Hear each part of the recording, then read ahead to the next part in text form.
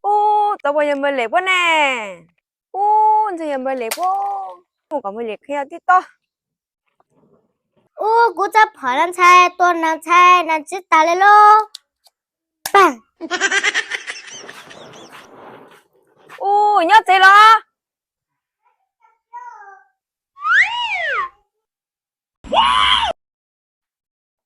Ô, lượng câu xa. Anh có phải bên lệ không?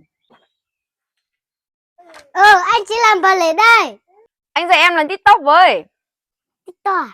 TikTok là cái gì nhỉ? Anh có biết gì về cái TikTok đâu. Thế anh không biết dạy à? Anh không biết đâu, anh chỉ biết bắn súng thôi. Piu piu. Nhưng mà anh lệ. Dạy em đi. Hả? Anh chỉ biết bắn súng thôi là piu piu. Anh ơi cho hỏi nhà mà là có luôn giấy nhất từ nè. Bởi là